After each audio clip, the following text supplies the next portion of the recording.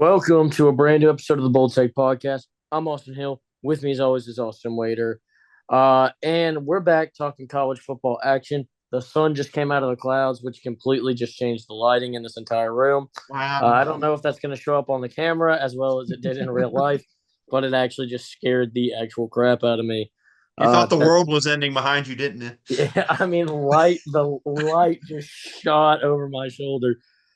It was really something It's else, going to but be better than tomorrow in the next couple of days. I mean, with all the rain that we're supposed to get, you might as well enjoy it now. yeah, that's true. I might as well enjoy everything that's going on. So let's start talking about college football. And look, we got a big story that broke just yesterday, if I'm correct, or this morning, where UNLV starting quarterback Matthew Slucka, hope I'm saying that right, as well as some other UNLV players are hitting the transfer portal because I didn't realize you could do this, but guys are just calling their own red shirts and taking the rest of the season off and entering the transfer portal for next year. And look, at the surface, when that's all I saw, I was like, wow. These guys really are just going to leave this team high and dry after getting up 3-0, cashing in, saving a year. I was kind of a little bit disappointed that this is the position that we're kind of in. But after doing my research, reading not misleading headlines, people that were trying to, get all the details out of there, UNLV has promised large sums of money to a lot of these guys. And these guys have not received that money, allegedly. Obviously, this is probably the biggest issue that we have with NIL, and I think it's something we're going to get into now. I'm going to get into at least. Is that a lot of this NIL money is promised, but there are no contracts. There a lot of the times guys don't necessarily sign a contract with the school. The school just says, "Here's this money," and you go and play. um. So with that being said, I think there are a lot of changes that need to be made. I'll go into kind of some of my thoughts, but obviously, Waiter, we want to hear your thoughts on this situation as well. So yeah, well, first of all, I wish we could just get an official confirmation and a true story from both sides. Because one story I'm hearing, he was promised $100,000 and he only got $3,000, and he was only going to get $3,000 over the next 4 months. Then there's reports that he had all his demands met, and then they tried to hire an agent. And then there's also reports that other teams poached him and said, "Hey, we'll give you more money if you transfer to us in the offseason." And that's why he did it. But yeah, the main thing to me, like you mentioned, whenever they're like voluntarily redshirt, I'm like, that's new. I didn't know they got to decide that they could just save their red Yeah. shirt. But to me, the whole thing here, and listen, you can talk about all for which side, what's wrong with NIL. To me, and this could just be completely biased due to my pure hatred of them, but also I think it's logical. This is on the NCAA, I think. Listen, they were not interested in that whole transfer portal new era. They hated it. I mean, the Shea Patterson drama between him and Ole Miss and Michigan, that was a whole thing that led to everything else. But there's no restrictions. There's no specifics saying what you can or can't do in the NIL era, like you mentioned. And that's the thing that kind of ticks me off is, listen, I know you didn't like it, but this is the new change. You got to come up with ways to do this. And there's simple ways to do it with restrictions for it. Number one, simple one that's not hard, at least for me to come up with, salary cap. NFL has it. Several sports leagues have it. I think that's something that needs to be done. I think something that kind of helps manage the situation and limit your expectations on what you can expect going into there. And then number two, listen, everyone has questions about transfer portals. Listen, I'm all for players transferring for better options, but I mean, I feel like doing it this early in the year is just kind of ridiculous. At least that's my opinion on it. That's my opinion on it. But to me, I think the NCAA's got to come up this offseason with some, I don't want to say like restrictions, but like just a plan for the transfer portal and NIL era. How much money can a player make How much player can they sign for technically whenever you look at it? What kind of sponsorships can they get? Transfer portal stuff. Because right now, this is basically, and I saw it online that it's basically the Wild West right now between NIL and the transfer portal. It's the Wild West. And until someone from the NCAA gets in and says, listen, we're making these changes and you got to roll with them. It's just going to continue. We might even have more stories like this. And you mentioned that UNLV running back as well announced he was leaving for it. So I don't know which side to believe on this, but what I do know is this is on the NCAA, at least to me, for not setting up true rules for the transfer portal and NIL era. I agree. And I think part of that is the NCAA wants to see this go up in flames, so people will say, "Hey, get rid of it entirely. We don't want to see it." But look, players and teams. Look, we've talked about this before on here. The biggest ads, the biggest team presidents in the country, the biggest head coaches in the country have been meeting for a few years now, talking about what they might do if things go awry in the NCAA, how they might start their own little thing. And so, look, they like the transfer portal. They like to be able to draw guys in. They like to be able to pay their players or whatever they want. So the NCAA can't just outlaw the transfer portal because then these teams will say, all right, we'll go do our own thing then. So yes, like you said, it's in their best interest to go ahead and figure this thing out. And I'm going to propose a couple of my own ideas, and I'm going to start with look. I like what you said about the salary cap. I think eventually we're headed there, but I think right now that's not the most pressing issue. This isn't This isn't a salary cap issue. This is like I said, my first proposition. Everything's got to be in ink. You need a lawyer. You need a contract. If you offer a player this much money, he's not getting a cent more or less than the money he signs on a contract. That way, the NCAA, the university, and the player all know how much money this guy's making. So we don't have hearsay finger pointing of how much money guys are supposed to get. Look, and I'm not blaming the player. If I showed up to my job tomorrow and they told me they're not going to pay me anymore, I'm not showing up anymore. I'm going somewhere else. So I get that. Um, if that's what's going on here, but we need everything in ink. My next proposition would be the way the red shirt works. I'd go ahead and throw out the I'm almost completely blank there. I'd go ahead and throw out this voluntary red shirt business, or at least I would set red shirts to work as follows. You have a date until so much into the beginning of the season where a player can either choose or the team can choose to redshirt that player. Over the course of the season, if there's an injury and a player's going to miss a lot of time, he can then qualify for an injury red shirt.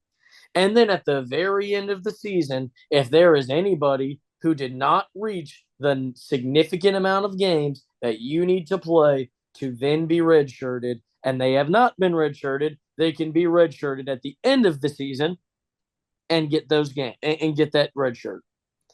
But there should be, I didn't even know this was a thing, redshirting in the middle of the season when a guy's just healthy. I mean, this was begging to happen. I can't believe somebody has not pulled this stunt faster. Um, and again, I get it. If you're not getting the money you're owed, but we can't have guys dropping out in the middle of seasons, and going and doing something else, and just gaining a year out of it. I get that his money's not necessarily there, and I wouldn't want to be there. But I don't think that you should necessarily just be rewarded for dropping out in the middle of the season because you want to capitalize on your earnings all of a sudden.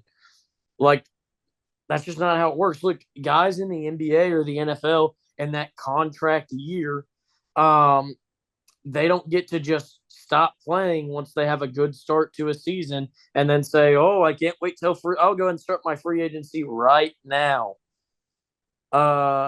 And I'll start taking offers for next season. No, you got to finish out your contract. Again, contracts.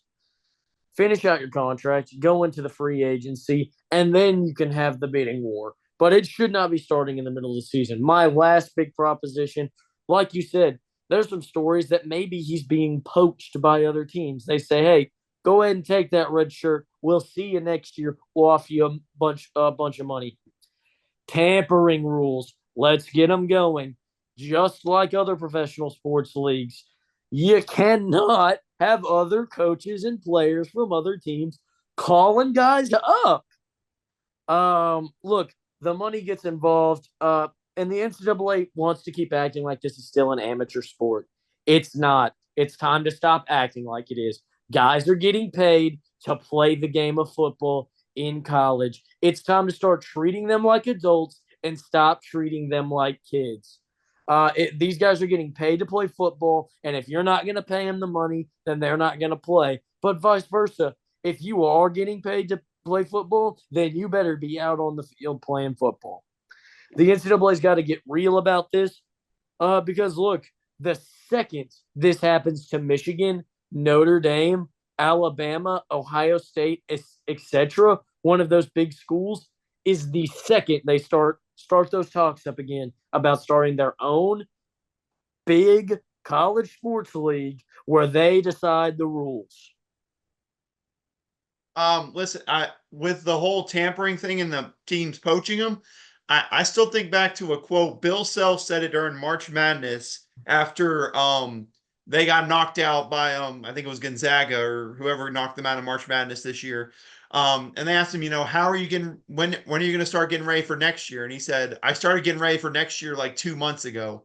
Like he's literally having to prepare for the next year in the season with the transfer process. So yeah, the tampering thing, absolutely.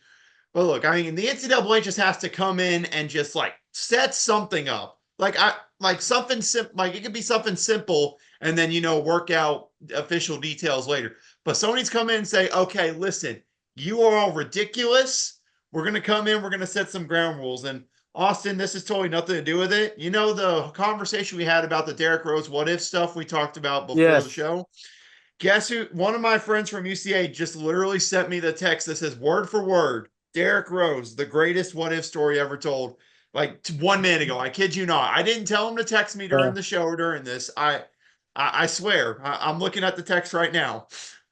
Yeah, this was a rough day for me. For those of you that don't know, as of recording this episode, Derrick Rose is officially retired from the NBA. He's my favorite basketball player of all time. He will never be topped. The way I felt watching Derrick Rose play is something I've never felt since. I've lived a sad and miserable life ever since Derrick Rose was traded away from the Chicago Bulls, and I hate myself every day for it. No, I'm just kidding. Obviously, that's a little bit of a joke. But look, I love Derrick Rose, and I think that Derrick Rose being summed up as the greatest what if of all time is a massive discredit to the career and the legacy of Derrick Rose. I think there's obviously a lot of great stuff before the injury, but there's also a lot of great stuff after the injury. So that's just my 2 cents there. But let's swing it back into college football here. Illinois kicks off our college football weekend. Well, not really. South Alabama kicked off our college football weekend with the beatdown of Appalachian State. But Illinois kicked off the college football weekend action, beating Nebraska. And they're the first team now with 2 top 25 wins in college football, looking to make it 3 this coming weekend. Yeah, hand up. I really did not see Illinois winning this game at all in my mind. No. Um, the thing that was incredible, number one, Luke Altmaier was absolutely phenomenal in this game. And one of the things he's done just a really good job of this year, he's got 10 touchdown passes, 0 interceptions. He's not turning the football over. You knew with Brett Bielema what you were getting solid defense. You were getting a solid run game. The only question with Illinois, what were you getting at the quarterback position? And so far this year, Luke Altmaier, like I said, is not turning the football over. He's making some big plays, and he's doing what it takes to help his team win. After that, the rest follows there with him. Dylan Raiola made a couple of mistakes. Their defense for Illinois played solid. They won this game. So, yeah, big congrats to them going into Nebraska and winning. Like I said, we talked about the environment that game was going to have last week of Nebraska students not even going to school that day, not even going to class because they knew Yeah. how jam-packed it's going to be. But Illinois 4-0. And now you're at Penn State this week at the whiteout. So, I mean, you want to get a true test, you're going to get a true test here. So, Yeah, and like you said, the big key has been Luke Altmaier not turning the ball over. Look, last year watching Illinois football, Luke Altmaier was good. He looked really good throwing the football, but the biggest thing was like, hopefully in the future he can stop turning the ball over so much. He had a lot of 3, 4 interception games last year, and so to see him come out this year, like you said, 10 touchdown passes, 0 interceptions, absolutely massive, incredible there. Quick note: Wazoo gets to 4-0, snubbed of a top 25 spot, but I do like that it did go to Boise State. We'll talk a little bit more about that later. Um, and then Notre Dame throttles Miami of Ohio. Look, it was 28-3, pretty dominant, resounding win. Not exactly the win I think Notre Dame needed. I think they really needed to put up as many points as possible in this game. But Riley Leonard had another great game of running the ball. If this guy can throw for 150 yards and throw for 1 or 2 touchdowns and then run 3 touchdowns and almost 200 yards every game, this is exactly what you invested in Riley Leonard. And look, I think it goes back to show kind of how Notre Dame didn't really understand what they were getting into, maybe with Riley Leonard at the beginning of this year. Look, in the second half of the A&M game, they started to let him run the ball a little bit more. But then in that Northern Illinois game, once he was limited and couldn't really run after the injury, they just wanted to make him this pocket presence. And look, part of that was just him not being able to run the pocket. Part of that was game plan. But look, now that you've got him, running the ball, that's always been Riley Leonard, a guy that can throw the ball, but a guy that's really, really, really useful in the option and in the scramble game. And so I've been really impressed kind of with their ability to kind of lock in and realize his full potential using him the way he needs to be used. yeah, I'll go back real quick to Washington State. Yeah, shout out to them. John Mateer, I have a favorite guy every now and then. He might be my new favorite this year for college Yeah. football this year. If you have not known, I have talked about this man endlessly the last 3, 4 weeks. I think ever since week 2, I've been talking about him. But no, absolutely incredible for him. And hey, that was an old school Wazoo game against San Jose State. 50-point shootout head to head. I would not mind some of the same against Boise State this Saturday night. I would not mind that at all. But Yeah. no, talking about Notre Dame here, listen, we knew most likely Notre Dame obviously was the favorite again. But my question with Notre Dame is just the consistency issues with that offense still. The defense, you know what you're getting. You're running the ball really well. But like you said, I don't think at first they realized what they were getting with Riley Leonard this offseason. They wanted to go out and kind of run a simple offense, kind of like just a normal offense like the quarterbacks that they have. But then they realized he is a much more effective as a running quarterback. Let's get him running the football more. And you saw that's what he did really well in this game. Like you mentioned, the ground game and the performance he's had lately. Listen, the defense is there, the running game is there. But you just wonder when you're going against teams, if they do make the college football playoff, and that's still a big if. They still have to play Louisville this weekend, obviously, and USC down the road. You wonder about the passing game and how much that will take. That's my only question mark with Notre Dame. Solid O-line, solid defense. They can run the ball really, really well. But they got to get this pass game figured out. And that's what kind of kept this game close for most of the first half with Miami, Ohio. Was there one-dimensional? Riley Leonard made some throws down the field eventually that got led to some points and led to things kind of spreading out. But when they play these better teams like Louisville and USC, they've got to be able to pass the ball better. That's my only concern with Notre Dame. Arkansas stuns Auburn with a 24-14 victory. Look, the Razorbacks didn't look perfect in this game, but Auburn looked a whole lot worse. And look, this just I didn't realize this, but this has really been the Hugh Freeze story throughout his career is that he throws his entire team under the bus when things don't go his way. And then he completely discredits his opponent. Look, I don't think Arkansas played very well. I thought Auburn maybe was the better team coming into this game. But to after the game say, if we play 9 more times and we win all 9 of them, buddy, maybe you should have won this one. Yeah. I will just say it for the sake of me and my family when we watched it together. This was the most stressful and worst football game I think I've watched. Yeah, I think those are the right words to use for it. I mean, it was just back and forth with turnovers in this game. And every now and then there were big plays that just randomly happened to, along with the turnovers. Big play for Auburn. KJ, wow, I said KJ. I'm so sorry. Taylon Green throwing a deep pass to Isaiah Satanga, who can I just say is a beast in college football 25. I don't know why we're not getting him the ball more. Yeah. Learn from college football 25, Bobby. But now listen, uh, I am just content that this is one of the first times I've seen Arkansas actually win a close SEC game on the road. They went out and did good. And, for all the talk that this little freshman quarterback, Hank Brown, did after one game against New Mexico, one game against New Mexico, we're going to be like, yeah, I'm looking forward to going out and dominating Arkansas. And you go out and throw 3 interceptions in the first half. You get benched for Peyton Thorne. Do you know how bad you have to play to get benched for Peyton Thorne? You know how bad you have to play. Yeah. It's sad if you get benched for Peyton Thorne, but listen, the Razorbacks got the win. Now everything is looking good with them being at 3-1. Like I said, they play A&M this weekend, the last one at Jerry World, as far as I know, for the foreseeable future. And you look at that, you win that game, you're possibly ranked. And I'm just saying, they announced that Arkansas is playing Tennessee at 6:30, either on ESPN or ABC. So you wonder if Arkansas wins that game against A&M this weekend, college game day in Fayetteville, maybe. Yeah. And I'm not going to tell you, I did not think that would be happening at the start of the year. Didn't think there was a chance, but if Arkansas goes down and wins this weekend, they can get it done.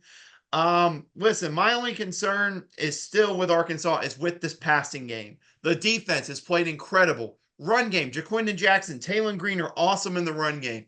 Similar Notre Dame, got to get consistency in the passing game. If they can do that, they can compete with teams in the SEC. Yeah, I completely agree with you. Look, the Hogs didn't have their best moments here, but they won the game. And I think that's important. Like you said, uh game day in Fayetteville would be awesome. Look, I've been to college game day one time in my life. It's a blast. It's why I'm really hoping it comes because, like me and you kind of talked about a little bit, a road trip up to Fayetteville would be awesome. I Hey, have no classes on Friday, so I would be all in for whenever. So I'm making that. long-time listener Ethan Rocker lives in Fayetteville. We could go up Friday night. Ethan Rocker, if you're hearing this, go ahead and clear out the rooms. Get us ready. I'm just Hopefully gonna the send Hogs. you this clip later just to send to Yeah. Ethan just for no reason at all. But yeah, this is absolutely exciting for Arkansas football, and college game day is a complete blast. Let's hope they beat A&M this weekend and we get a chance at it.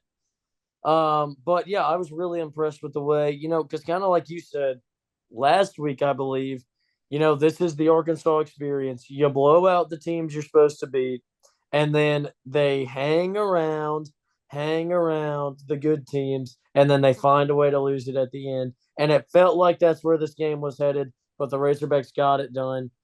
And that's huge. Then Clemson went on to absolutely decimate North Carolina State. Look, I still don't. I'm still not in love with Clemson. But right now, at least in conference play, playing against teams that they're supposed to beat, they're going out there and they're winning big. So I think that'll do a good job to get them seated way too high in the college football playoff and then get blown out by a much better team.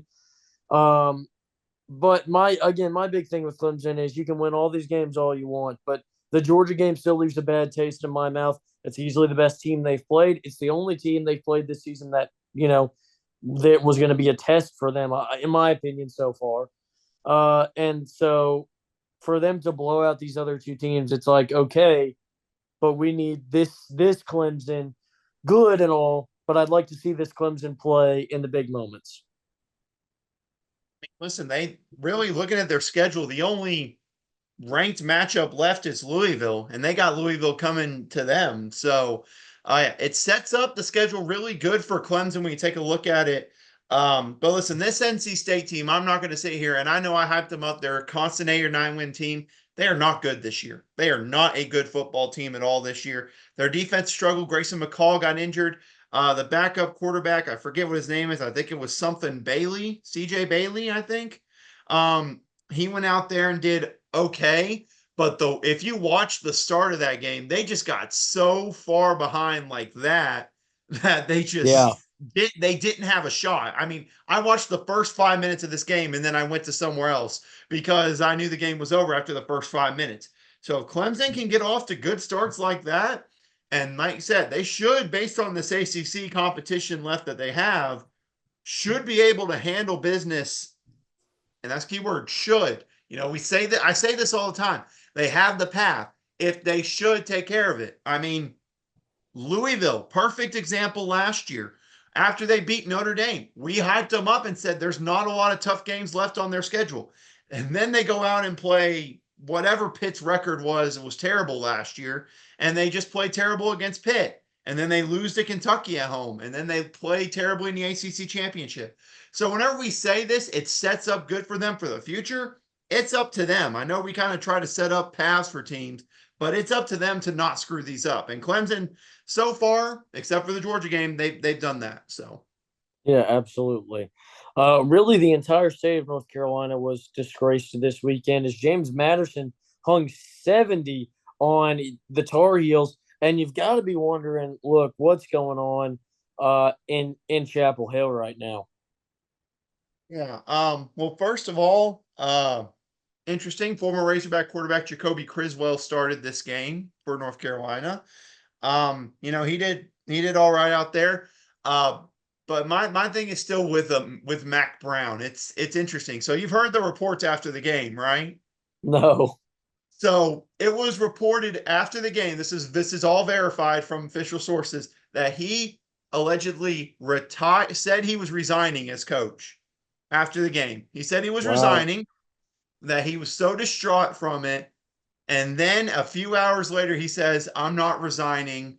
I'm going to be in my office tomorrow morning, ready to get back to work. I'm like, was Wow. this man so distraught from giving up 70 to James Madison that he just contemplated quitting coaching? That's Um, crazy.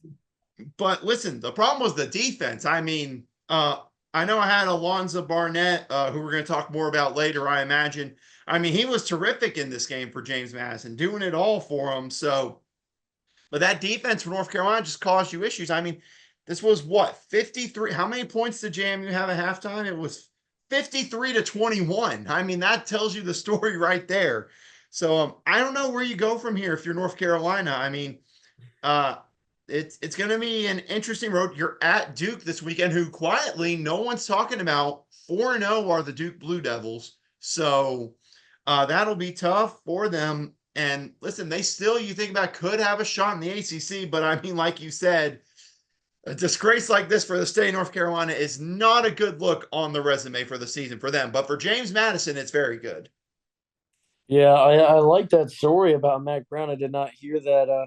I like the fact that he like hours later did the Michael Jordan "I'm back" facts, but with a phone call.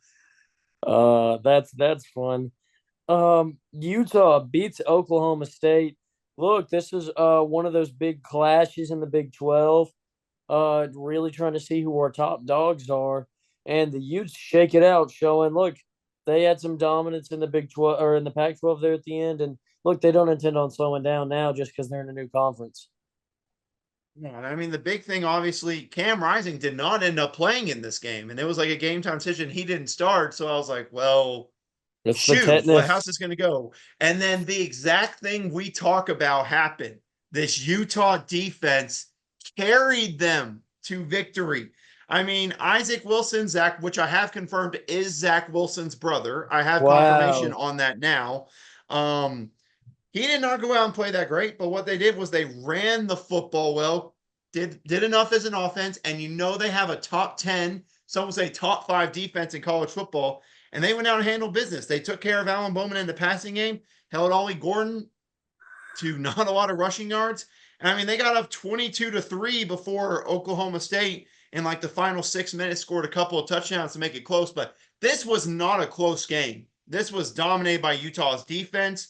And, Cam Rising, you wonder, hopefully, let's hope that the tetanus story is still fake. Let's hope Yeah, about that.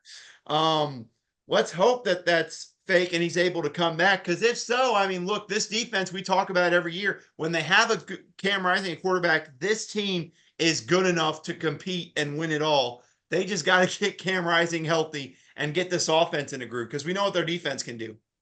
absolutely. Then we've got Missouri barely surviving against Vanderbilt. And look, this was not Missouri's best game, but great resilience by them to go out and finish this game and get the job done in front of the home fans. But I'm really impressed with the way Vandy has played so far this season. Yeah, I'm happy about it. It sucks that they should be 3-1. They let that Georgia State game just get away from them the previous week. Because yeah, they went out in Missouri and they competed well against them. Diego Pavia's still a beast out there. Uh, but listen, it came down at the end to some bad penalties in that overtime period. They had a big play to make first and goal. I forget what the penalty was. Something on the offense that moved them back 10 yards, where basically they had to try a field goal. And I mean, I don't want to say it, but I could tell based on that kicker walking up, I was like, he's gonna miss this. This seems like the kind of thing that he could miss. And then it just went straight to the left. And I mean, it was absolutely brutal. But I mean, again, this is why I'm a bit suspect on Missouri. I didn't just hate them because I hate them. This is why I'm just a little bit suspect on them at points because they did not look their best in this game at home. Now they have a week off, and then they're heading to a really tough place to play in A&M, where two Big 12 teams, I mean two SEC teams, are playing head to head. Should be in the Big 12 still. But listen, Missouri's 4-0. Vanderbilt's going to compete with some teams. It's just a question of who are those teams going to be that they're going to beat. But they got a bye week, so they got some time off before they play Alabama next Saturday. Yeah, look, this is a Missouri podcast, so I don't know why you slandered the Tigers. And a So, Miami Hurricane podcast uh, where the leading candidate for the Heisman Trophy is Cam Ward. you mean Throw the muse up. Throw the You muse mean up. We Coral know. Gables? You mean Coral Gables University? Tennessee with a big win in Norman over the Sooners, and look, Nico. I'm gonna keep it at Nico. Was Come tested. on. I attempted it. I attempted it last week. Yeah, Come but I'm on. not looking at it right now. I didn't even type it in my notes, so I'm not even looking at it. I'm not gonna just throw a Hail Mary up. I'm smarter than that. I'm gonna run a hook and ladder. Um, so Nico, look, this is a test for him. Freshman quarterback goes on the road, into now an SEC conference game. So it's going to be ruckus. It's going to be loud, and he looked good. And Tennessee, look, the defense played extremely well in this game. What was the big takeaway to me? This Tennessee defense, I said it before, I think this is probably the most balanced team Josh Heupel's had in his years at Tennessee. And this game kind of proved to go along with that. Though I will say, I did not like Oklahoma giving up on Jackson Arnold this quickly. I'm not a fan of it. I know, now don't get me wrong. Do I think this Michael Hawkins guy, based on how their O-line played against Tennessee, is he the better option because he can scramble a lot better? Probably. But I just don't like how Jackson Arnold had a couple of mistakes in the game again in their first true test against an opponent, and they're like, you know what, I've seen enough. Get him out of here. And I didn't like that because this is a Tennessee defense that's legit. And they went out and just made Oklahoma 9 look competent as an offense. Oklahoma's defense tried to keep them in this game for as long as they could, but just mistake after mistake after mistake happened. And that led to Tennessee getting the win. And look, I'm happy for Josh Heupel. I'm happy for him to go back into Norman. Of course, the drama of, all the drama about it, as if ESPN didn't make a big deal about him making his return to Oklahoma. I know, shocking. Yeah, But no, Tennessee, look, this sets up for them. I mean, you got Arkansas potential. That's going to be on Saturday night next week. So you got the week off here, and after that Arkansas game, you're Florida, and then you're hosting Bama on October 19th, and that's truly your next big test. If you don't slip up against Florida or in a trip to Fayetteville later on, in Oklahoma, Listen, they got to get things figured out offensively. Their defense will win them a good amount of games this year, but they got to get this offense figured out with Michael Hawkins being their future quarterback. Absolutely. BYU shocked Kansas State this weekend, and look, the crazy thing to me was just I felt like Kansas State had looked so good. Um, Kind of in a situation like we were talking about with Louisville earlier, and what Clemson has to hope to avoid to do. Look, it looks like the rest of the season, laid out a Big 12 championship berth for this team. And look, it's still possible, but this absolutely shows teams how beatable you are. And look, they just have not looked good on the road this year. Uh, Tulane was not a great game, and now going into Provo, this team's got to be able to win on the road if they want to win a national championship. Yeah, I mean, really, the final 2 minutes of this half are what did in the first half did them in because this was a defensive battle. It was 6-3 with 2 minutes left in the first half, and everyone's like, it's going to be a defensive battle going to the second half. I like their chances, and then bang, you have that fumble that happens. BYU picks it up, returns it for a touchdown. Then you get the ball back. Avery Johnson throws an interception. BYU goes down, scores a touchdown. All of a sudden, in the blink of an eye, it's 17-6. You're down by 11 points. And then you come out in the second half, go down the field, try to go for it on fourth and goal, don't get it. I mean, that sequence alone in those like 5 minutes are what cost them this game because this is not a team that is meant to play from behind 24-6. This is a team that's close game, control the clock, run the football, pass whenever they need to. But BYU, I mean, it's such a tough place to play. Avery Johnson was talking about it was the nicest environment. The fans were almost encouraging to him, he said. But man, it hurts for Kansas State, but it was just like a weird event that happened there in that final 2 minutes of the half and start of the second half. That they're still a really talented team. I still think they can make that Big 12 championship, but BYU, some people had their coaching staff and everyone kind of on a hot seat entering the year, off to a 4-0 start in Big overall, and now 1-0 in Big 12 play. Take a look, they're at Baylor this weekend. There's some games down the line that I don't know if they're going to be able to win, but this is a really good start for a BYU team. And I don't know if you stayed up and saw what was one of the greatest punt returns of all time in this game. Um, No, I didn't. if you get the chance, look it up. It goes from oh no, no, no, no, no, yes, yes, yes, yes. It's one of those situations, and it's absolutely phenomenal. Basically, he gets the ball and is running backwards from his own 2 yard line, and is just cuts all the way across the other side of the field and takes it back. And I turned the TV off after I said it just ain't your night tonight, Kansas State. Yeah. So BYU, welcome to the rankings and a 4-0 start. Kansas State, they still got plenty of time to get things figured out. Yeah. Speaking of the rankings, let's cut to it now. Oh, look, kind of, sort of, no change in the top five this week. I'll explain what I mean by that in just a second. Texas at 1, Georgia at 2, Ohio State at 3, Alabama at 4, Ole Miss at 5, but also joining them at 5 now is Tennessee. So really a top 6, but a tie at 5. Um, and I like throwing Tennessee. Go ahead and make them a top 5 team. They won on the road in an SEC game against a ranked opponent. You got to give them some love there. Absolutely. And I mean, listen, we're going to get a lot of shakeup in the top five this week. Obviously, we're going to talk more about that game and how amazing, hopefully, that game will be this Saturday night. Yeah, Tennessee, I think, deserves it just as much as Ole Miss does. Uh, and then for the rest of them, it's kind of wait and see. Ohio State is finally going to play a Power Four opponent for the first time this year. We'll see how that goes. Obviously, Texas, they have their first SEC game against Mississippi State, which, by the way, have you seen the spread for that game? I haven't, but I'd probably love it. 38-point favorite, Texas is. In 38 a point favorite. in a Power Four game. Yeah. In their SEC debut, nonetheless. But no, this top five is still fair. But like we're going to see some changes after Saturday night, and I can't wait for it. Absolutely. Then at number 7, we've got Coral Gables University. At number 8, we have the Oregon Ducks. At number 9, you've got Penn State. And at 10, you've got Utah. look, all these teams shifting up because Missouri dropping out of the top 10 entirely. And I like this. Look, we saw this with Oregon earlier in the year, but look, if you're not going to win games convincingly in this top 10 at the beginning of the season, you don't belong then. Uh, Later in the season, you might be afforded to play some closer games because the top 10 will be maybe a little bit more distinguished.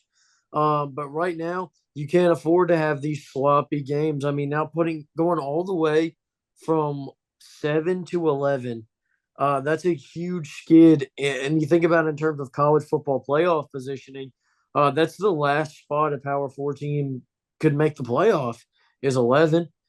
Depending on obviously where a group of five team would sit, but in theory they would be a 12 seed.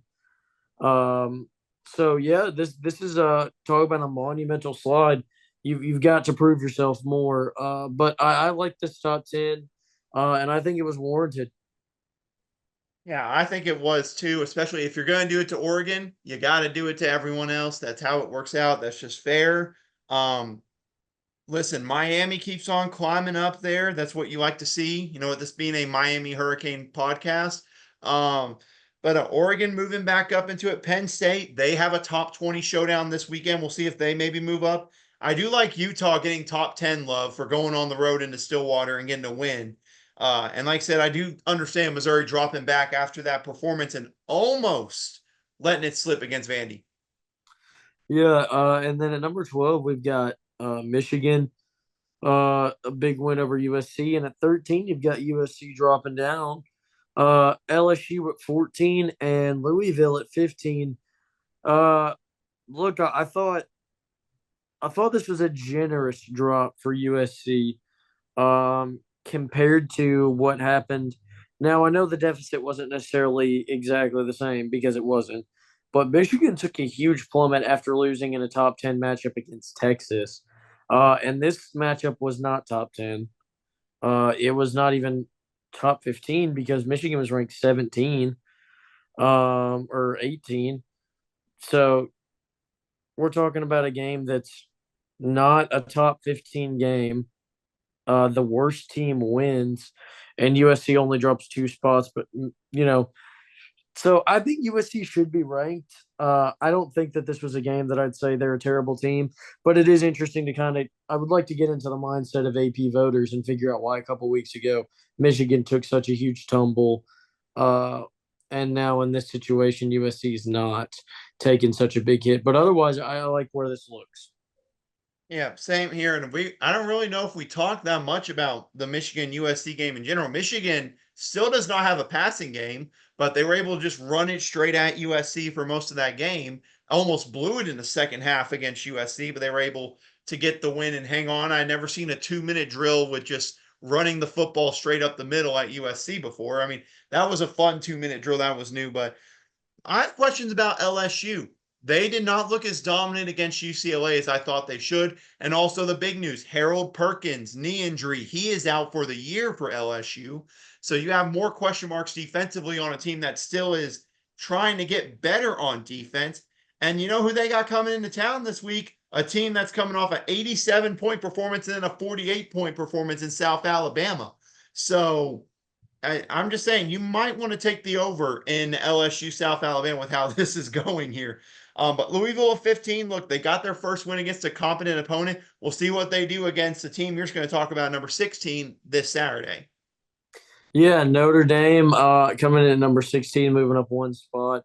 Clemson up 4 to 17. Iowa State up 2 to 18. Illinois up 5 to 19. And then Oklahoma drops down 6 spots to number 20. Um, Look, this was a fair drop for Oklahoma State. They didn't defend home turf. I like kind of the way this top 25 sits. I think Clemson has finally earned my respect to be in this top 25. Yeah, I will say though, not to be mean, and I wonder how much of this is preseason bias with NC State being ranked. I don't know if I would have moved them up 4 spots for that, True. but that might be preseason bias. I think with them being ranked in the preseason, everyone thinking they were going to be good. So, but listen, I'm happy for Iowa State and Illinois. Not two teams you see very often in the top 20. You'll see them get in the top 25, be like, yay, but now they're both in the top 20. So I'm happy for them. And for Oklahoma State, dropping down to 20th, look, there's still plenty of time to get things figured out. You just got to get something going with Ollie Gordon offensively. We talked about it. This is a slow start to the season he had last year. And then the second half of the season, he just exploded last year. So if he doesn't do that here, Oklahoma State could be in for a tailspin with some of these games. Remember, they still have to go play at BYU as well. So you never know what you could expect there, but it'll be a interesting look for this top 20. But I'm happy for Iowa State and Illinois to enter that top 20. Absolutely. At 21, you've got Oklahoma. At 22, BYU. 23, Kansas State. 24, A&M. And 25, Boise State. Uh, Look, I thought, again, fair. Kansas State, Oklahoma should definitely still be ranked. But big losses, got to have them dropping. I really wanted Washington State at this 25 spot, but I guess if there's anybody you're going to put at 25, I'm okay with it being Boise State. Hey, I mean, listen, they're 25 versus 26 on Saturday night. So, I mean, we'll get a quick answer to that, I think, looking at head to head specifically. BYU, listen, I'm happy for them, like I mentioned, to get into the rankings. A&M, I still think would deserve to be in the rankings. Now, will they be after this weekend? We will wait and see. But Kansas State, Oklahoma, they need to drop. I didn't know how far they were going to drop Kansas State because I feel like they deserve to drop 10 spots. But I didn't know if they were going to be like, oh, they're ranked 13th. We'll only drop them 5 or 6. But to drop them all the way back to 23, it kind of shows, and it kind of goes into more question about you wonder why USC only dropped 2 spots. So I see your argument there whenever stuff like this happens to other teams who lose big games. Yeah. So look, let's go ahead and take a look at those teams and players of the weeks now. We've had a lot of chit chat. Let's settle it. My teams of the week. I've got Michigan at number 5. I like the win against USC. Way to kind of bounce back, but there's still some things to figure out. At number 4, Illinois. First team to 2 top 25 wins. I like what I'm seeing in Champaign. At number 3, we've got BYU. Look, this was a dominant win. It was on your home turf, but they proved a point and got themselves into the top 25. Utah State or Utah at number 2, going on the road and getting a big win against Oklahoma State. I love it. And at number 1, had to go with James Madison. I really loved the 70 burger. Was really impressed with the type of numbers they were able to put up. So for me, some similarities in there. Honestly, my number 5, I had Illinois there. Had to put them in there, give them credit for going on the road, winning a game. I will just be flat out honest with you. Didn't really think they had a shot at winning. I'm just going to be honest on here.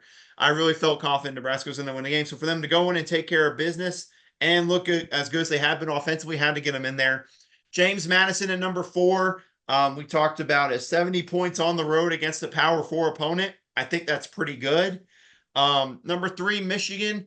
I'm not saying they're an elite football team still, but they found their identity and what it takes for them to win football games, and they were able to get that there. Number 2, I had Tennessee. Listen, they showed that there was some hype. Some people had questions coming into this Oklahoma game of how legit is this Tennessee defense? Is this just 70 points and all the points they're scoring against not very good teams? And they go out and win by double digits in Norman. So I got to give them credit. And then number 1, BYU, solely because they just flat out dominated Kansas State in this game and everything was working their way in it. So you got to give them credit to me at number 1.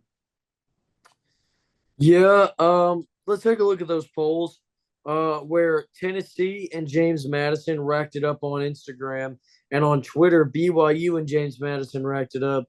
That leaves us with one and only James Madison as the team of the week this week. Look, it was an impressive performance, and obviously the people agree. 70 points is no joke. Again, like we mentioned, on the road at a Power 4 opponent as well. So it was really, really impressive for them to get that. And yet another team that has been added to the randomness of our teams of the week this year so far. So happy to get another member as a part of it. Now let's get into those player of the weeks. At number 5, I had Luke Altmaier. of Illinois, quarterback for Illinois. Look, this guy's been good. We talked enough about him. I won't linger too long here. At number 4, I had to show some real love to break Blake Horvath, QB at Navy. Look, both of these service academies are looking really good right now in their first year in the American, or I don't know if it's their first year in the American, but in the American, they're both playing super well. I think they're both undefeated, um, playing super well, vibing for potentially maybe a college football playoff spot right now. Please let them both be undefeated when we I see it. That know. would be like a 1920s throwback, please. Imagine the 5 seed having to game plan for a home game against Army or Navy Yes, uh, please. in the Yes, college please. football playoff. That would be incredible. At number 3, continuing my trend of love for the service academies, I put Army's QB Bryson Daniel. Look, both of these guys had explosive numbers this week. I don't exactly know the numbers off the top of my head, but they were phenomenal throwing the ball and running. And that kind of seems to be the trend with these service academies. They're starting to throw the ball a little bit more. They know that they have to do that to kind of stay competent, but don't be fooled. These teams are definitely still running the triple option. At number 2, I went with Khalil Mullings, Michigan's running back. Look, this guy has all of a sudden usurped this lead back role from Donovan Edwards, and he just looks like the better back right now.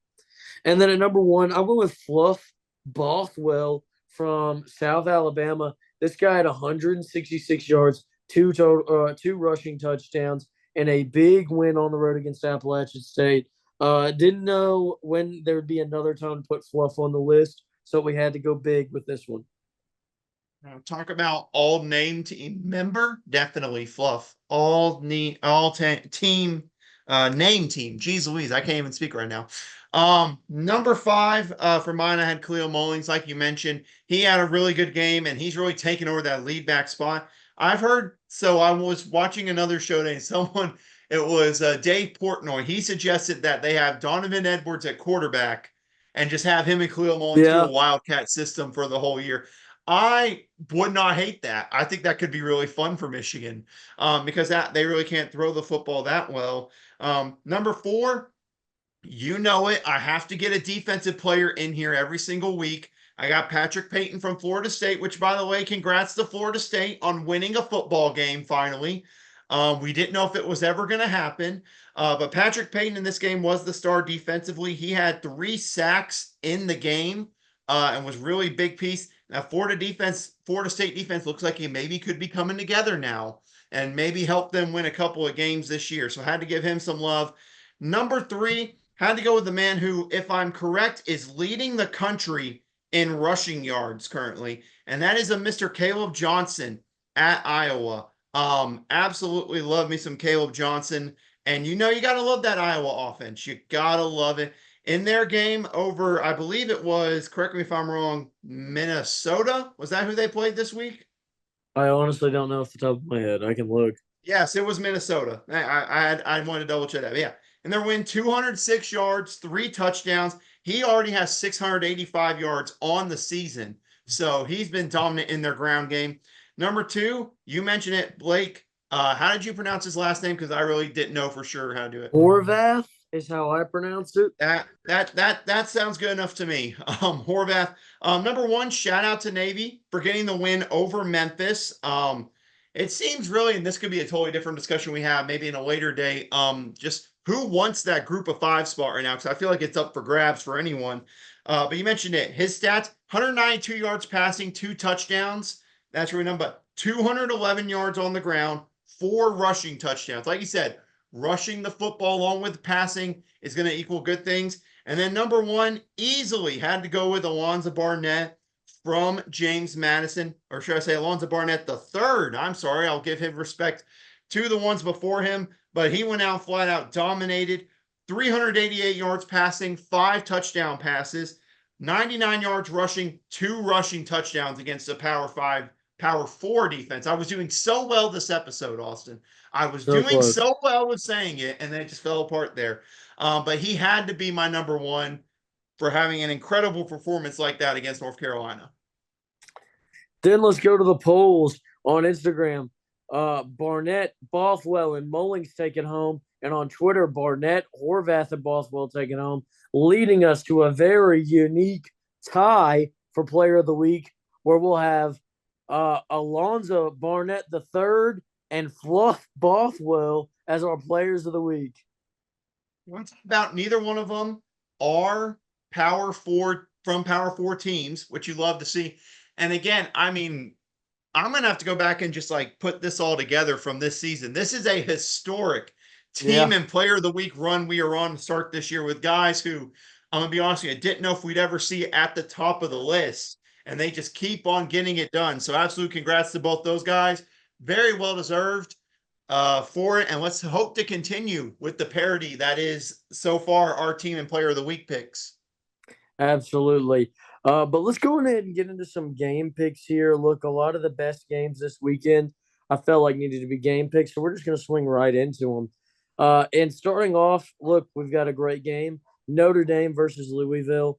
Uh, look, last year Louisville came out on top in this game, and then their season took the most surprising turn it could have taken.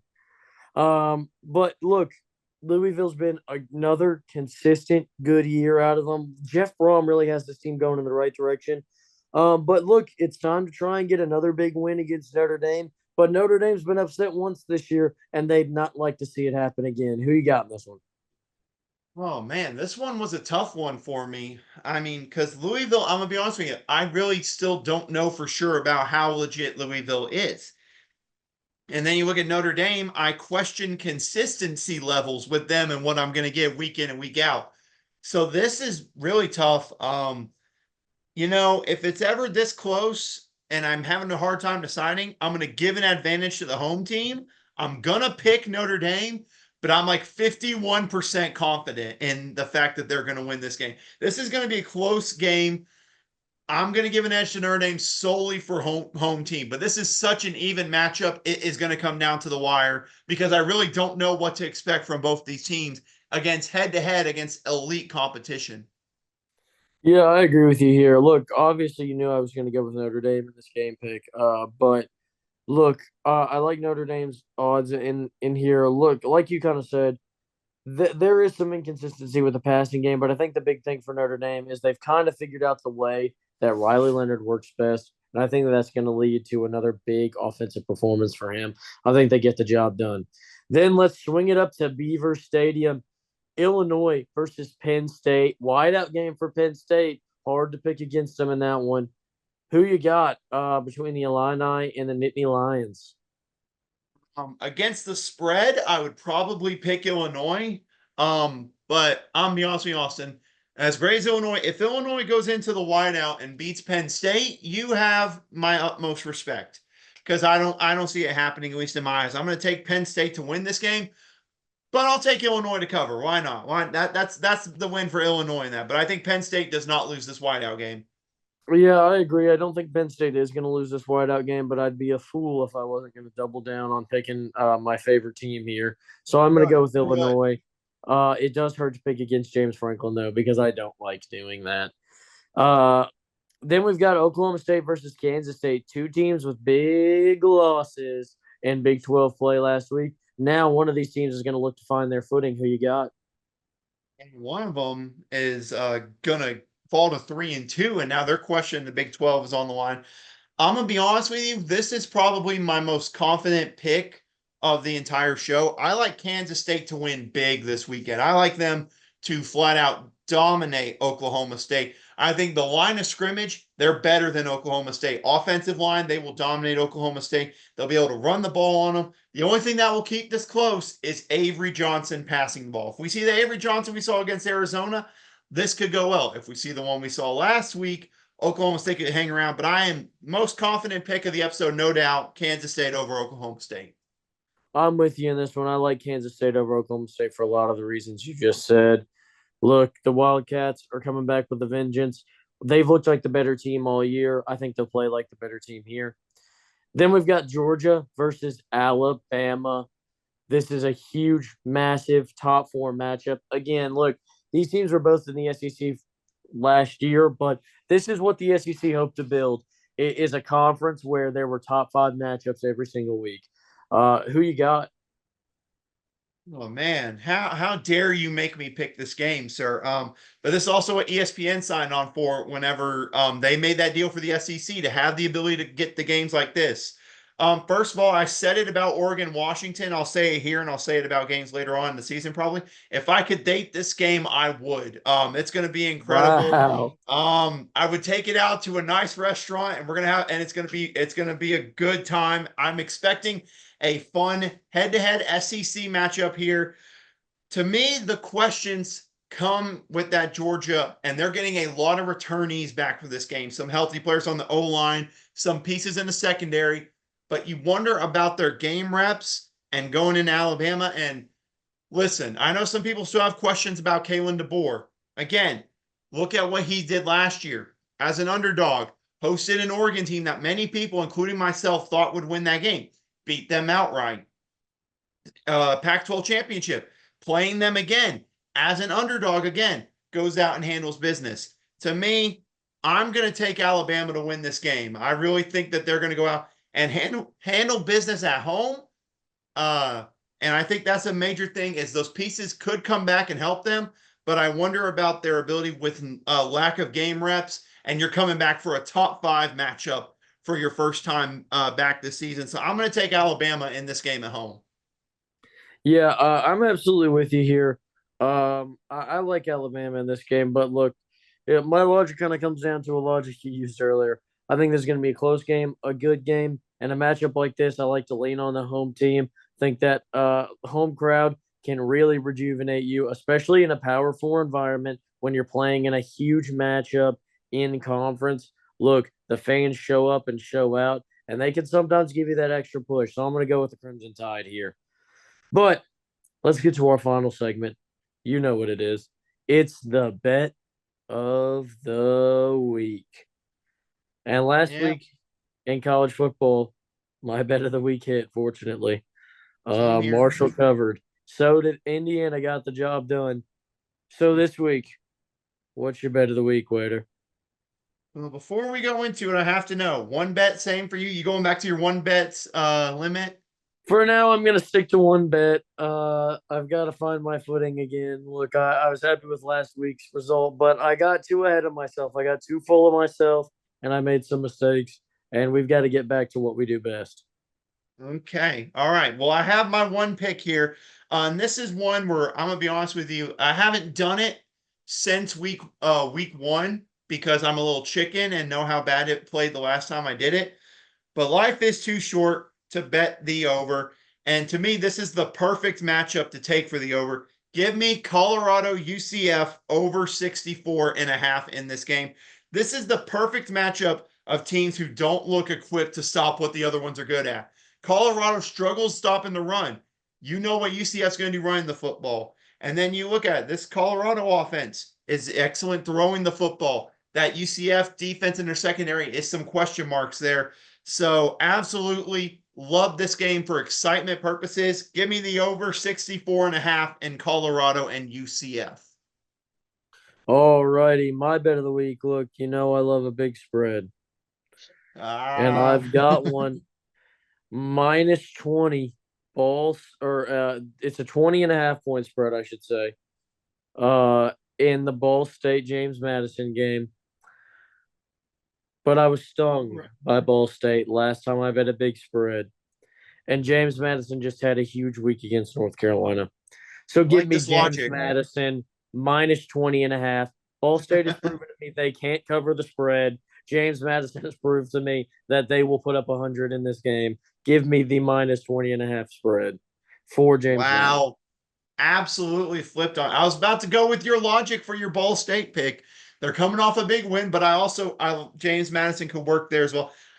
I like it. You're going against betting against the big spread. You're in favor of it here. I like it. So there you go. You got James Madison minus 20 or minus 20 and a half, and you got over 64 and a half in Cincinnati and UCF and Colorado. So two really good bets of the week, Austin. Let's go 2-0 again. Why not? Let's go 2-0 Yeah, again. let's do that every single week.